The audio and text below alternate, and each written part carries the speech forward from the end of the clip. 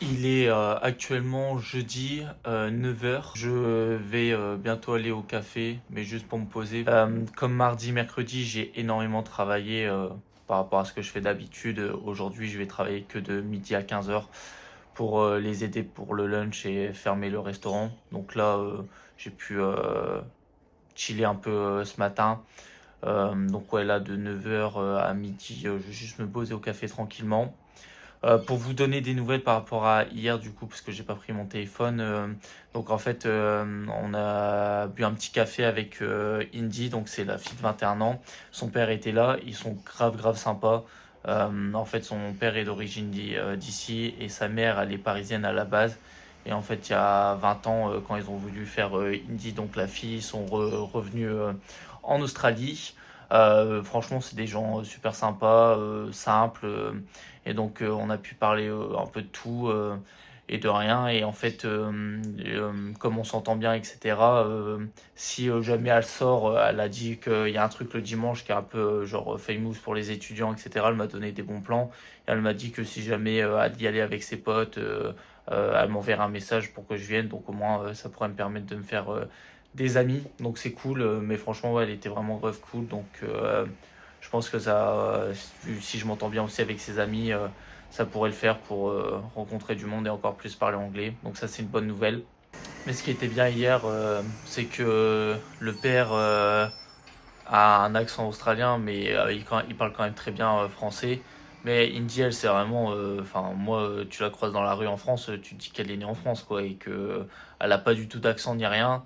Et elle fait des études de langue, elle parle anglais, français, espagnol et un peu italien. Donc, ouais, elle va se diriger là-dessus. Donc, ouais, non, franchement, c'est des gens très cool. Les deux parents sont profs. La mère est apparemment encore très parisienne. Donc là, tout à l'heure, quand je vais aller au café, d'ici quelques minutes, j'irai voir Peggy. Donc c'est la tante de Indy pour la remercier. Et franchement, ouais, non, c'est cool.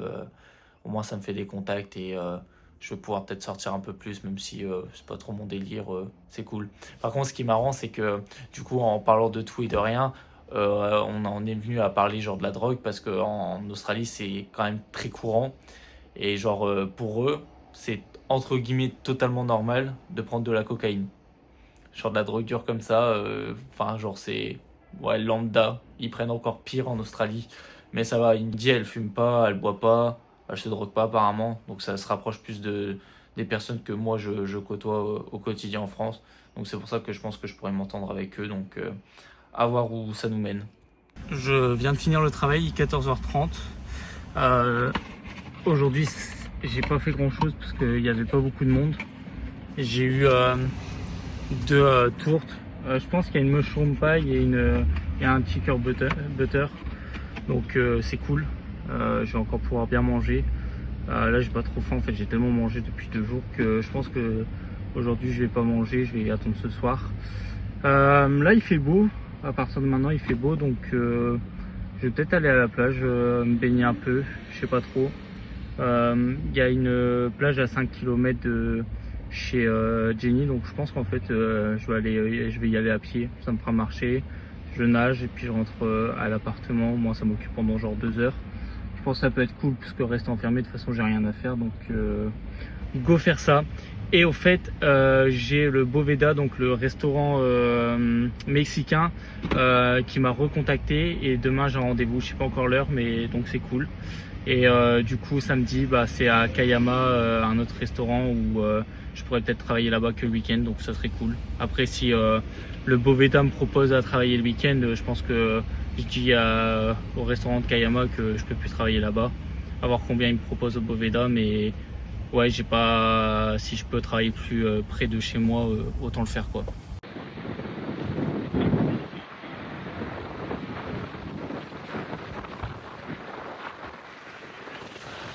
Comme vous avez pu le voir, j'étais à la piscine un peu, piscine extérieure.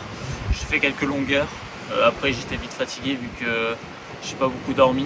J'ai viens de recevoir un message de Jenny par rapport à mon rendez-vous de demain. Elle a reparlé au mec. Elle lui avait dit que je pense que si j'ai une semaine de training, je serais capable de pouvoir faire les tacos. Parce que comme c'est un restaurant mexicain, elle m'a dit que les tacos c'était pas très compliqué à faire.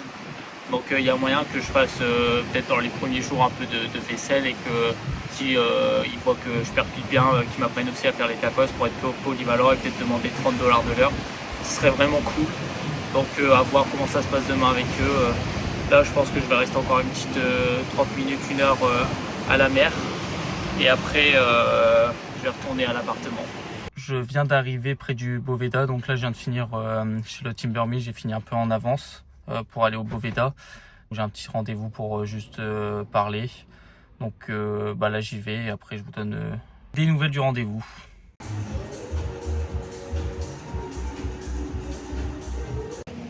J'ai fini l'entretien, j'ai fait des petites courses. Ça s'est passé bizarrement. En fait je suis arrivé, il y avait personne parce que eux ça ouvre à partir de 16h. Et moi on m'a dit de venir à partir de 14h. Donc en fait je suis rentré dans le truc, j'ai attendu 5 minutes qu'on me repère. Et je suis tombé sur à mon avis la barman. Et genre je lui dis bonjour, je lui dis j'ai un appointment with Barry. Et là elle fait une tête bizarre, tu vois, elle me dit bon vas-y assis-toi, tu veux quelque chose à boire? Je lui dis non c'est bon. Et donc après j'attends genre 5 minutes et là il y a un mec qui arrive, il me fait hey, et je fais hey, tu vois, et je crois qu'il me dit en gros il me dit un truc et je comprends que c'est pas Barry. Du coup je lui dis bah j'ai un rendez-vous avec Barry. Il me dit moi je suis Chris. Et là je fais tilt et en fait Chris c'est le tout premier que je devais voir qui a perdu son enfant.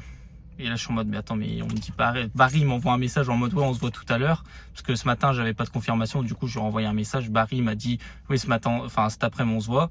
Et là je tombe sur Chris. Du coup il parle avec un putain d'accent donc je comprends pas beaucoup de choses. J'essaye de m'exprimer, après on a réussi à peu près à se comprendre. Donc vendredi prochain je travaille là-bas de 17h à genre 22h jusqu'à la fermeture quoi. Si ça se passe bien, parce que moi je lui fais comprendre que un shift, donc juste un jour de travail, c'est pas ce qui m'intéresse le plus quoi. Donc il me dit ouais mais si ça se passe bien, tu pourras travailler peut-être le vendredi, le samedi. Donc j'espère que si ça se passe bien, peut-être que je peux travailler encore plus derrière. Donc en gros ça voudrait dire que si je travaille le vendredi et samedi, si je travaille bien sûr, ça veut dire que je peux travailler 10 heures pour eux, 20 heures pour Jenny. 6 à 8 heures le samedi matin à Kayama dans un autre restaurant. Donc ouais je serai pas loin des 40 heures. Et puis Jenny elle a parlé de moi aussi à son boss, parce que son boss lui a dit ouais qui tient le lieu du café, il tient aussi un hôtel. Il lui dit ouais en ce moment putain il y a plein de monde etc, c'est fort busy. Du coup elle lui dit bah n'oublie pas il y a le Frenchie là qui peut travailler, donc peut-être que je gratterai des heures à droite à gauche pour nettoyer les chambres etc de l'hôtel. À voir. Bon, en vrai, c'est cool. Je trouve des boulots, mais bon, j'aimerais bien. Moi, j'aime bien la routine, etc. J'aimerais bien que ça soit stable.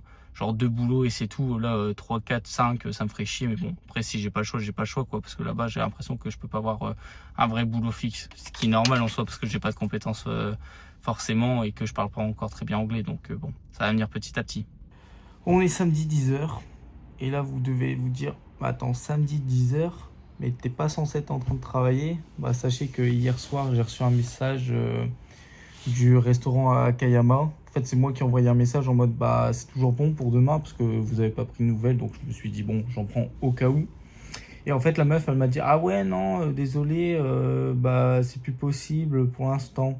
Et moi du coup je le montre à Jenny genre elle hallucine en mode putain mais ils t'ont même pas prévenu ou quoi, genre c'est toi qui prends des nouvelles et c'est eux qui te mettent un faux plan. Du coup voilà, on leur a répondu en mode heureusement que je demande quoi, ça se fait pas trop et du coup pourquoi? Et elle a dit en gros faut que je reparle avec le chef Cuisto, il était pas là, je sais pas quoi, je vous tiens au courant plus vite. Du coup pour l'instant Kayama c'est mort. Donc c'est très très chiant. Donc là au moins ce matin j'ai regardé tout le match du PSG contre Toulouse. J'ai préparé un peu les questions que vous m'avez envoyées, genre je les ai notées. Puis donc là je pense que je vais aller trouver un coin sympa près de la plage pour y répondre. Puis après je pense que ça sera la fin de la vidéo une fois que j'aurai fini la FAQ, comme ça ne dure pas trop de temps et je peux avoir le temps de répondre. Mais ouais c'est un peu chiant pour le boulot là, les trucs qui s'annulent, après j'ai d'autres trucs, après on me dit j'ai des pistes et après ça marche pas. Mais bon après je trouve ça fou parce que j'imagine un Australien qui vient en France pour trouver un boulot, s'il parle pas un mot français, je pense qu'il n'y arriverait pas, alors que là, bon, j'ai quand même pas mal d'opportunités, etc. Donc c'est ce que je me dis. Mais c'est vrai que c'est un peu chiant, quoi. J'ai vraiment hâte de trouver un full-time et être un peu plus posé et être tranquille au niveau de l'argent, quoi. On se retrouve pour la FAQ. Là, j'ai préparé toutes les questions que vous m'avez posées et je vais essayer d'y répondre une par une et le plus honnêtement possible. Donc déjà en première question, on m'a dit pourquoi être parti en Australie. Et bah écoutez, en vrai là ça va être quand même très personnel ce que je vais dire, hein. Déjà c'est que par rapport à mon cas et à mon expérience et à ma vie, mais moi j'ai perdu deux personnes très importantes à mes 18 ans et je me suis rendu compte que voilà, la vie elle est quand même très courte et que faut profiter à fond de chaque instant, que ce soit des grandes occasions ou même la vie, juste la vie quotidienne, qu'il faut vraiment profiter de tous ces instants et que c'est très important. Donc ouais, depuis que j'ai 17 ans, je voulais partir en Australie ou à l'autre bout du monde quelque part en fait. Et ouais, ces événements qui se sont passés à mes 18 ans ont vraiment tout chamboulé les choses. Et à partir de ce moment-là, je savais que je voulais partir, visiter le monde, apprendre de nouvelles cultures, apprendre de nouvelles langues, découvrir de nouvelles personnes que jamais je pourrais rencontrer si je pars pas. Et donc pourquoi l'Australie en particulier? En fait, je pense que c'est par rapport à ce que j'avais vu sur les réseaux. C'est un pays tout neuf, tout nouveau, tout récent. Il n'y a pas vraiment d'histoire, mais au moins je savais que je pouvais apprendre facilement l'anglais là-bas, que le travail on pouvait le trouver facilement. Le working visa holiday c'est 1 an voire 2 ans que tu obtiens très facilement aussi. Donc en fait ouais, toutes ces choses qui m'ont permis en fait de partir à l'autre bout du monde très facilement, m'ont fait pencher pour l'Australie. Et ouais, en fait, comme c'est pas non plus ultra dépaysant, je me suis dit bon, je vais en Australie, je vais avec un pote, tout se passera bien, je vais pas être trop dépaysé, je sais qu'il y aura des moments durs, mais enfin, je me suis dit que de base ça allait être assez simple et que toutes ces choses-là, que je sois pas dépaysé, qu'il y ait du taf, qui parle anglais, ont fait que je suis parti en Australie. Deuxième question, on m'a posé la question, pas trop dur, le décalage horaire, notamment pour parler à ta famille, etc. En soi, là, depuis que je suis à Wollongong, il y a 10 heures de décalage. En fait, avec ma famille, donc ma soeur, mes petits frères, ma mère, mon beau-père, etc., c'est pas très compliqué parce que comme ma mère et ses enfants et mon beau-père sont partis dans le sud, on avait déjà un rythme en place avec un groupe WhatsApp, etc., où on arrivait à se parler quotidiennement alors qu'on était au bout de la France, quoi. Donc on a gardé ce rythme-là. Eux, ils envoient des messages normalement et puis moi, je réponds avec un peu de décalage. Donc c'est sûr, c'est pas très simple. Après le week-end, on essaye de s'appeler une fois par semaine et on essaye de savoir le plus régulièrement possible. Et avec les vidéos YouTube, eux, ils ont l'impression d'être un peu plus avec moi. Donc on garde quand même cette proximité. Mais c'est sûr que par exemple pour mes autres grands-parents qui sont dans le nord avec mon père, etc., heureusement qu'il y a des vidéos YouTube parce que ouais, j'ai pas énormément de contacts, même avec les amis. Avant, on se voyait 1 à 2 fois par semaine au foot, etc., même le dimanche. Là, c'est sûr que j'ai plus tout ça et c'est sûr que c'est vraiment très dur, ça, ce manque de vie sociale et surtout que moi, ma famille, bon, depuis que je suis né, je les connais, mais mes amis, c'est pareil depuis la maternelle, donc ils ont toujours fait partie de ma vie quotidienne. Donc, c'est sûr que c'est compliqué, mais on arrive quand même à communiquer grâce notamment au réseau sur Instagram, Messenger, etc.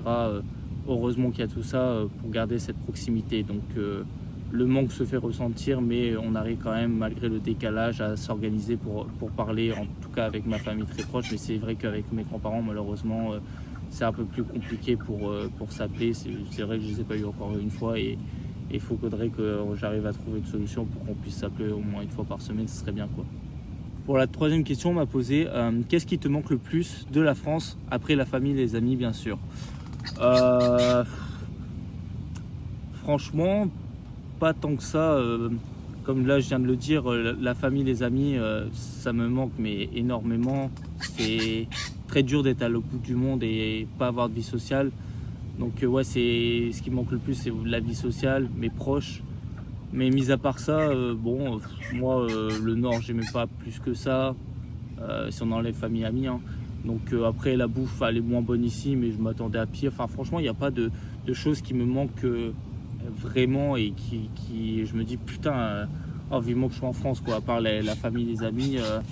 Après, comme moi, je suis quelqu'un là qui me cherche énormément depuis que je suis parti et que j'ai fait ce voyage pour apprendre à me connaître, c'est vrai que il n'y a pas énormément de choses qui manquent parce que je sais pas ce qui a manqué en fait. Enfin, je sais pas comment m'exprimer, mais je sais pas en France ce qui pourrait me manquer vu que j'ai fait ce voyage justement pour savoir ce qui m'anime vraiment dans la vie. Donc pour l'instant, c'est sûr que pas énormément de choses qui me manquent à part la famille, les amis, mais ça compte tellement que je pourrais rentrer en France uniquement pour ça, quoi. Ensuite, on m'a posé la question, beaucoup de monde appréhende le voyage seul. Comment tu te sens toi? Alors c'est sûr que le voyage seul, honnêtement, c'est vraiment pas donné à tout le monde. C'est très très dur psychologiquement. Enfin, moi je suis quelqu'un d'assez solitaire en France, mais j'aime bien voir mes potes au foot, le week-end de temps en temps, parler beaucoup sur les réseaux. Mais là c'est vrai que je me répète un peu avec les questions précédentes, mais avec le décalage horaire, avec ce manque de communication, c'est très dur en fait. T'es tout seul à l'autre bout du monde, t'as pas de vie sociale, t'as pas de contact. Et encore, moi j'ai de la chance que d'avoir rencontré Jenny qui m'aide pour trouver un minimum de taf, quoi, qui parle français, donc je suis pas... moi je sais que quand je passe une journée par exemple avec Ralph qui parle que anglais, j'ai l'impression d'être en cours, ma tête elle explose, enfin c'est très dur, mais d'être concentré et apprendre autant d'informations, c'est quand même quelque chose de compliqué. Donc ouais, si t'es tout seul, t'as vraiment personne à qui parler, moi j'imagine même pas. Et encore, moi je le dis, dans mon cas j'ai quand même assez de chance de ne pas être totalement tout seul, mais c'est sûr, se faire des amis, etc., c'est très compliqué, je trouve, parce qu'en soi j'ai pas trop envie d'aller dans des groupes avec plein de Français, parce que là ça va être pire que chose. Quand je vois avec Jenny, je parle déjà beaucoup français, donc si je vais en plus avec des Français, ça ira pas. Il faut vraiment que je me fasse des amis anglais, enfin australiens, quoi, qui parlent anglais, mais c'est vrai que c'est très compliqué. C'est très dur psychologiquement. Tu te poses toujours des questions. Est-ce que je serais pas mieux en France? Est-ce que je serais pas mieux à faire ça? En fait, est-ce que avoir une vie plus basique, ça serait pas mieux? Ça, je pense que presque tous les jours, tu te poses des questions. Après, moi, c'est aussi dans mon cas, je travaille que le matin pour Jenny, 20 heures par semaine. Ça veut dire qu'à partir de 15 heures et même des fois tout le matin, je fais rien, quoi. J'ai rien à faire. J'ai pas internet parce que mon forfait, là par exemple, on est fin du mois et j'ai bientôt consommé tous mes gigas, donc faut que je m'occupe. Sauf que tu vas à la plage, il y a du vent, l'eau elle est glaciale. Pareil, tu es sur la plage, tu es allongé sur ta serviette, mais tu parles à personne. Après, des fois, je suis au café, je vais avoir quelques interactions sociales qui vont durer genre 10 secondes et c'est tout pour dire bonjour, au revoir, quoi. Donc, tu te sens seul et c'est quand même pas facile à vivre. Après, je l'ai fait aussi pour ça. Je prends toujours du recul. Moi, psychologiquement, du coup, ça va. Comment je me sens, ça va parce que je l'ai fait aussi pour ça. Je savais qu'il allait y avoir des moments durs comme ça.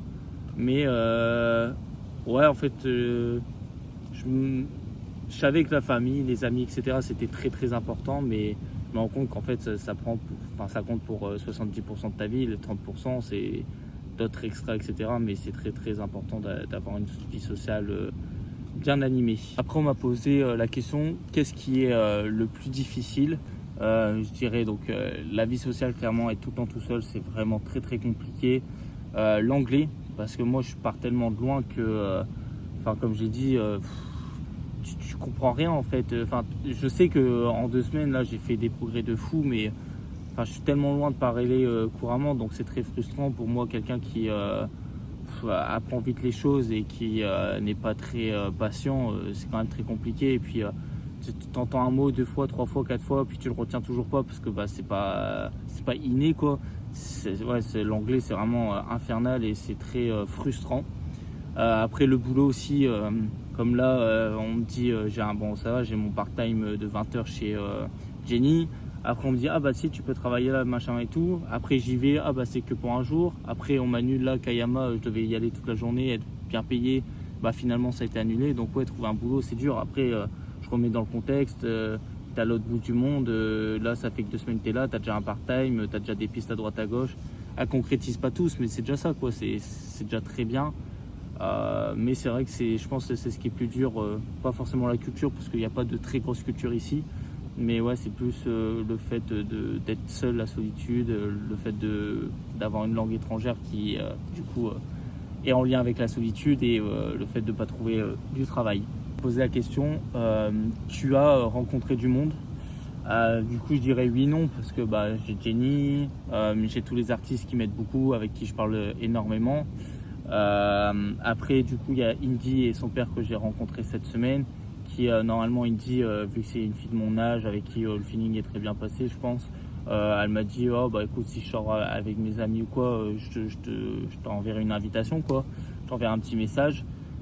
Donc j'espère que ouais, elle pourra m'envoyer un message pour que je fasse des rencontres, parce que j'avoue je compte un peu là-dessus, parce que sinon c'est trop compliqué d'aller à la plage. Tu vois un groupe, soit en plus il n'y a pas ouais, je sais pas, je me vois mal arriver à la plage faire hey, I'm French backpacker, where are you?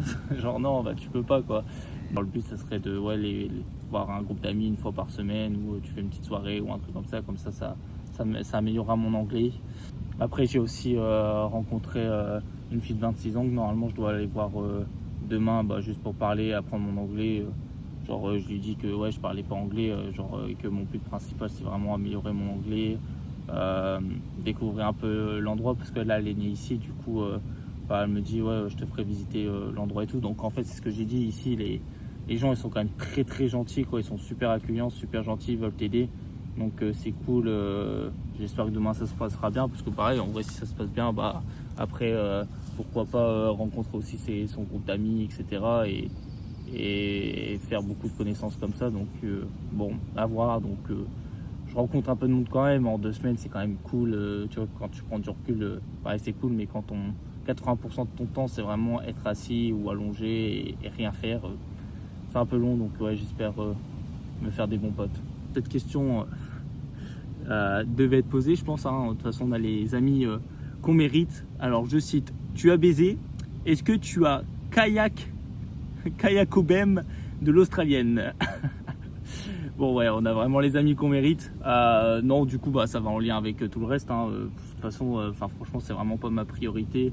En France, je suis pas comme ça. Donc ici, je pense que je suis encore moins. Non, vraiment, ma priorité, c'est vraiment apprendre l'anglais, rencontrer du monde. Après, si je rencontre l'amour de ma vie, tant mieux, quoi. Mais je pense qu'elle se situe pas en Australie. Et non, vraiment, je suis trop occupé, mais je viens de vous dire que je passe du temps à rien faire. Mais non, c'est pas ce qui m'intéresse pour l'instant à l'autre bout du monde. Il faut vraiment que j'apprenne mon anglais et que je trouve un full time. Et après, quand je serai devant plus d'une routine, j'aimerais bien reprendre le sport, les trucs comme ça, et on verra. Mais bon, c'est vraiment pas la priorité, quoi. Autre question intéressante aussi, on m'a demandé est-ce que tu parles français avec Jenny ou anglais? Et donc en fait, on parle vraiment principalement français. Je dirais 90% du temps c'est que français. Parce qu'elle, en fait, quand elle m'a fait venir chez elle, c'était aussi pour son fils. Elle réapprendre le français, elle le parle très bien, mais bon, en vrai, je vois que par rapport il y a 2 semaines et maintenant, elle a plus de trous ou quoi. Donc ça c'est cool pour elle. Comme là, ils partent avec Jackson en France, au moins ça remet à Jackson le français dans sa tête, etc. Parce qu'en fait, il parle pas un mot, donc je pense qu'il apprend quand même sur ces 2 semaines un peu. J'essaye moi de lui parler le plus possible français. Après, entre eux, ils parlent anglais. Et donc ouais, Jackson lui il parle que anglais, donc j'essaye de comprendre, mais comme il y a une dent en moins, etc., c'est quand même très compliqué de comprendre un enfant qui parle anglais. Après Jenny, je lui ai déjà dit plusieurs fois, ouais, n'hésite pas à parler anglais, j'ai vraiment besoin, etc. Donc je pense que là, elle commence à intégrer beaucoup plus de mots anglais dans ses phrases. Elle fait un peu du franglish, et de temps en temps, elle parle même que de quelques phrases anglaises, où des fois je comprends pas forcément, mais je devine. Mais donc je pense qu'elle commence à capter qu'il faut qu'elle parle anglais pour moi. Après, forcément, moi c'est bien aussi de parler français, genre quand on est chez elle, mais au boulot, j'aimerais bien que on parle que anglais, ce serait mieux pour moi, quoi. On m'a posé aussi la question des changements par rapport à la France. Donc forcément des changements il y en a, mais en soi l'Australie, comme j'ai déjà dit, c'est un pays nouveau. c'est juste trop grand par rapport à la France. Si je dirais le changement principal, c'est vraiment la superficie qui est énorme.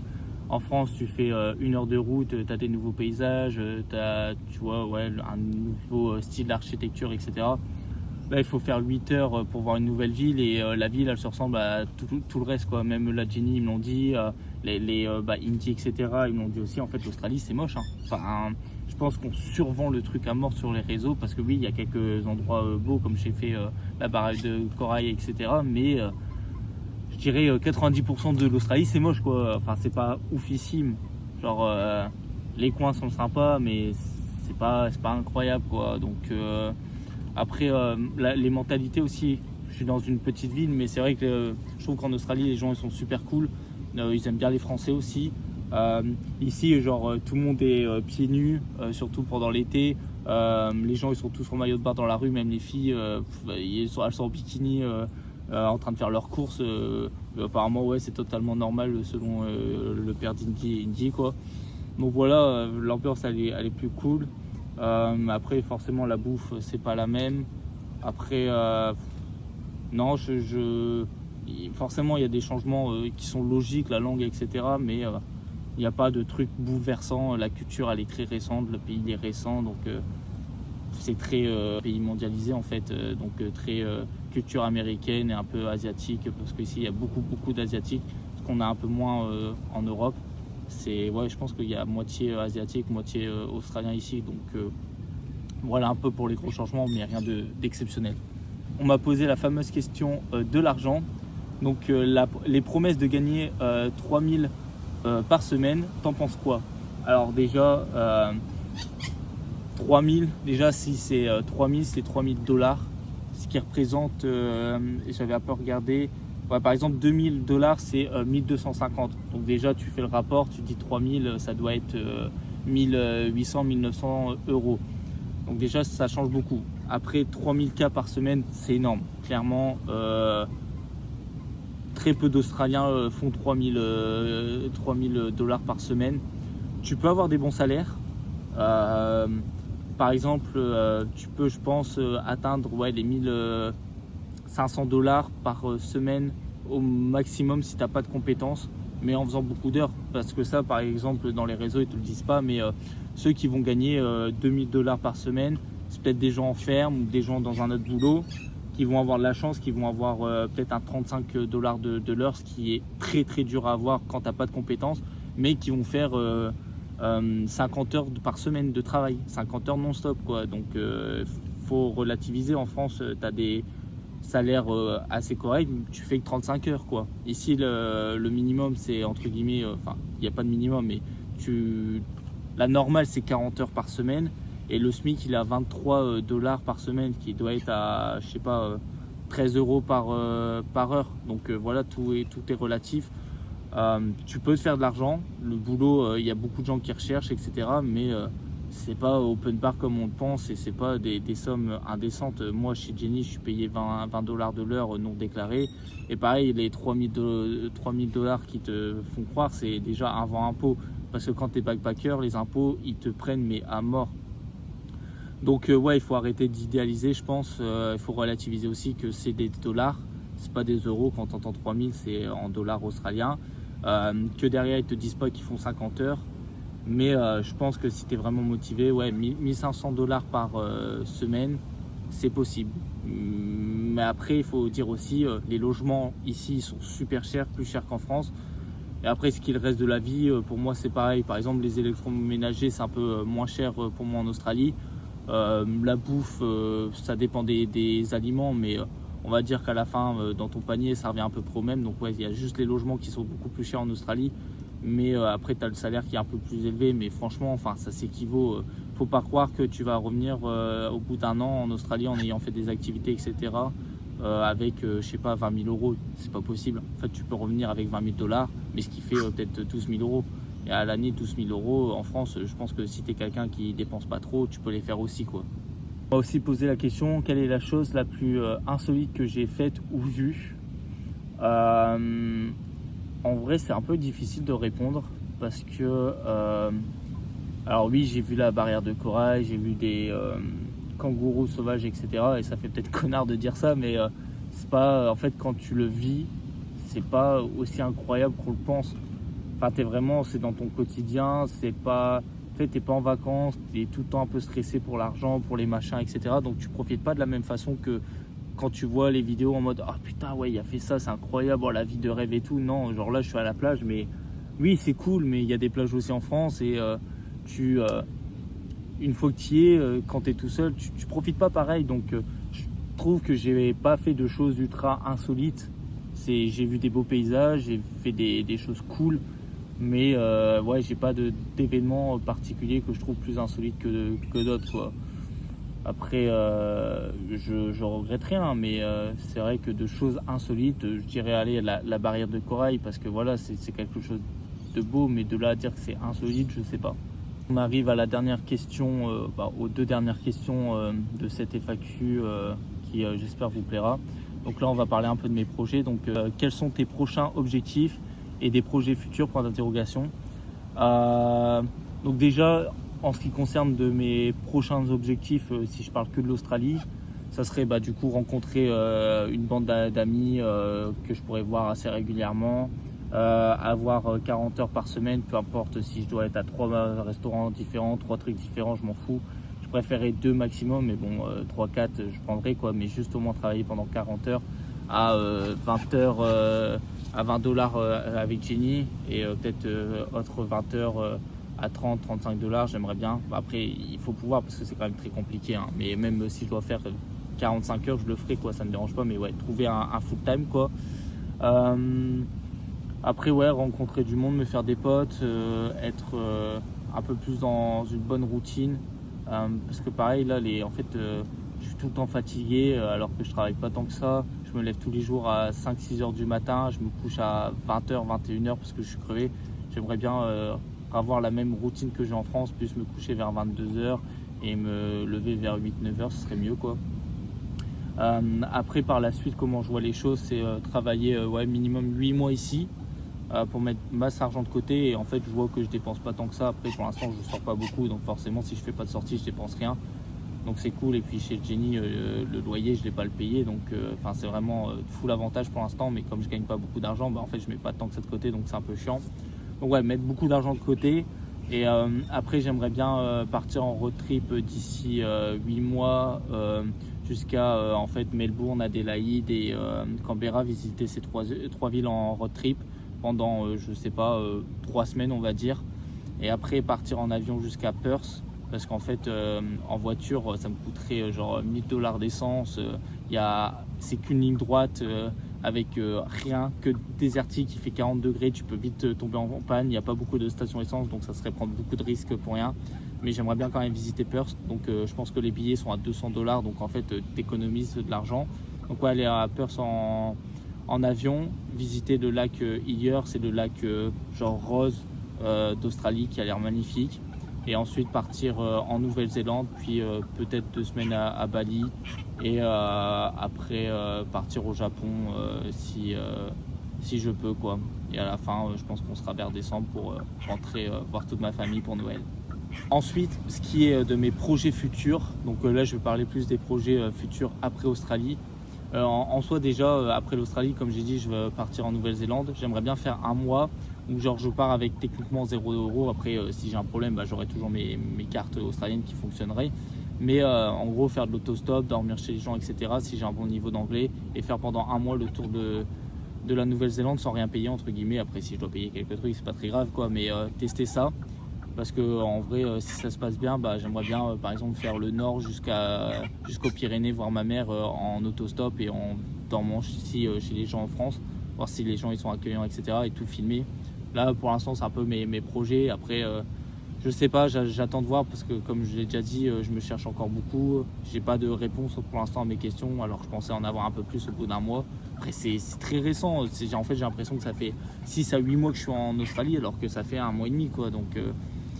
Donc voilà, j'ai encore le temps, mais après soit reprendre une vie un peu plus basique, retravailler etc. en France, reprendre mes études, ou sinon faire un tour du monde, que ce soit en Europe, en Asie, Amérique latine, peut-être Canada etc. et voir ça me mène. Donc là, je sais pas encore, mais c'est vrai que j'ai toujours dans ma tête projet de voyager en espérant que je parle beaucoup mieux anglais d'ici là, que je sois bilingue, pour que les interactions sociales se fassent beaucoup plus facilement. Parce que là, par exemple, je pourrais pas partir en Nouvelle-Zélande maintenant et faire le tour de la Nouvelle-Zélande sans rien payer parce que je parle pas assez bien anglais. Donc voilà un peu pour mes projets, tout filmer, faire le tour du monde et rencontrer le plus de personnes possible pour m'ouvrir un peu l'esprit et voir qui je suis réellement au fond de moi. C'est un peu philosophique et un peu bateau, mais c'est un peu pour ça aussi que je fais ces voyages, donc en espérant que d'ici quelques mois j'ai ces réponses. La FAQ est terminée, je remercie à tous ceux qui m'ont envoyé des messages, à tous ceux qui verront cette vidéo. Si elle vous a plu, n'hésitez pas à mettre un petit like, mettre un commentaire si vous en avez envie, partager la vidéo, vous abonner si ce n'est pas déjà fait. Et voilà, moi je vous remercie encore pour toutes les personnes qui regardent toutes mes vidéos, ça me fait vraiment plaisir, les messages que je reçois, tout l'amour, etc. Ça compte, ça aide dans la solitude. Donc voilà, je vous remercie, je vous dis à très vite pour une prochaine vidéo. Je ne sais pas si j'en sortirai mercredi ou dimanche, je pense qu'on reprendra le rythme de tous les dimanches. Et je vous fais de gros bisous, ciao ciao.